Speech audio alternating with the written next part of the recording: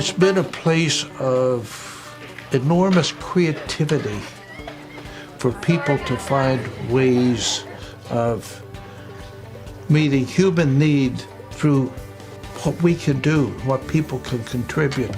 It's an energizing kind of thing. You can't talk about this place without getting excited. It's a place where faith becomes turned into reality kind of situations. There's no other way to describe it. And you can't be in this place without being touched. I want people to know that this is an amazing place where you can live out that faith, if you have that faith that calls you to uplift those in need, or even if you're just someone that knows, hey, there's folks in need and I want to be able to help. Mission Central can be that place to do that. No one goes to Mission Central on Sunday for a church service. It's a warehouse. But the love and the grace of Jesus just explodes from that warehouse all around the world.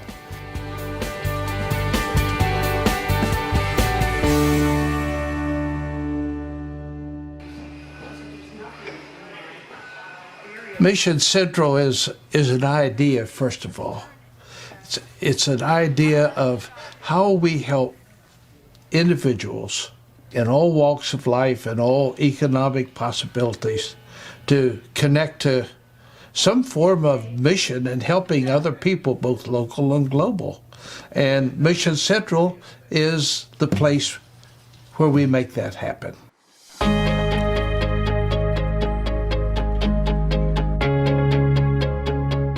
We were moving the offices of this annual conference into a new building just down the street from the building we call Mission Central.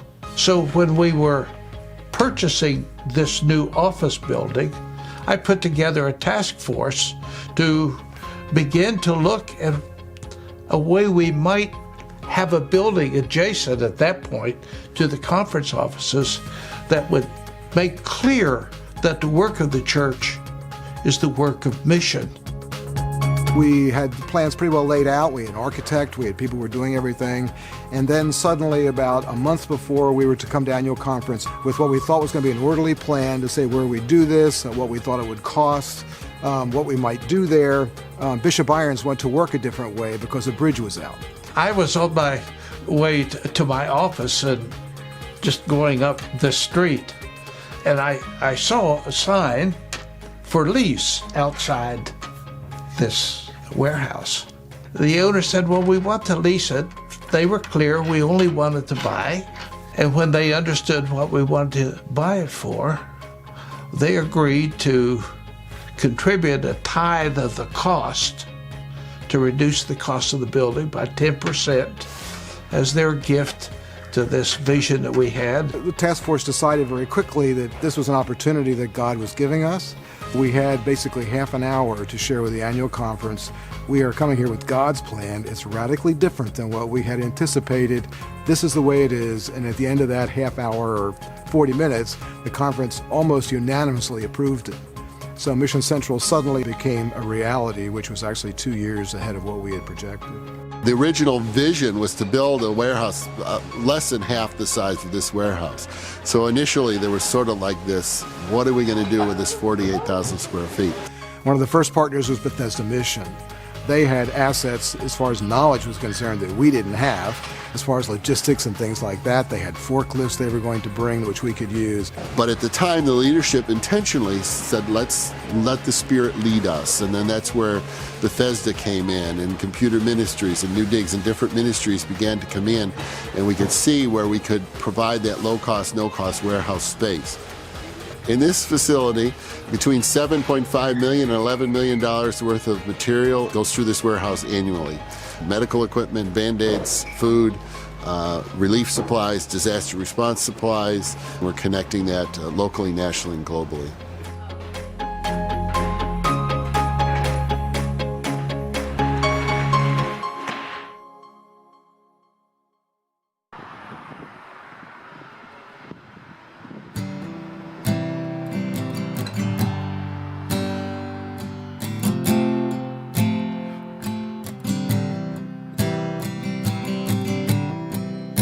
Mission Central has given our church the ability to do something we couldn't do on our own. As a hub, we allow others to bring their either materials or their volunteer hours into one central place, which would be our church. We've always had this idea that we were helping people far away.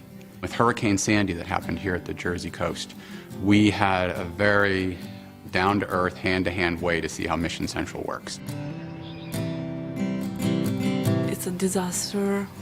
It was scary. It was too scary. Unable to live here because everything was messed up. Everything, no kitchen, no heat, no AC, nothing, no gas, no electricity, and there was winter, and it was very hard to live in that situation. When the forecast started, I started getting phone calls from Mission Central about these are some things that we can do. We're going to start lining up some things. When those trucks rolled in, tractor trailer truck, the biggest truck you've ever seen, and the doors opened, and it was filled with diapers and heaters and blankets. Food. It was incredible to see how people were connected with Mission Central in Mechanicsburg. It was very moving. This church was turned into a warehouse. Rooms were packed with supplies. People were coming and going with trucks and getting things moved around. So it was a person helping a person who was in need, giving them dry blankets and dry clothing, and that's what it was all about. Sandy came and destroyed everything, and now I have to start again. So they help us to back to our normal life. They are like a family. I'll never forget them, and they are in my heart. In my kids' heart, everybody's heart. We have built relationships with these families, and we've walked with them. And they're not members of our church, but they're members of our community. And in doing that, Mission Central has helped us to be the hands and face of Jesus Christ out into the world. And that's so important.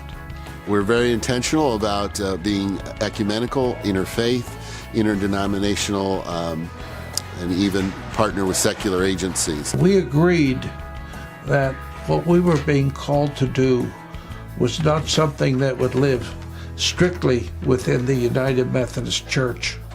It would be holding hands with anybody else who had this same sense of commitment or desire to help other people. Today, we're at capacity of what we can handle in the warehouse. Now there is room for expansion, and that is to go up. Mission Central has three focuses, which are mission outreach, that's sort of just the everyday equipping folks with mission and with the stuff that they need, and then of course disaster response, and then the third focus since the original vision is mission education. So that's the piece that we can work on as we vision forward, where we educate folks about what it's like to live in, say, Zimbabwe or Sierra Leone or Haiti.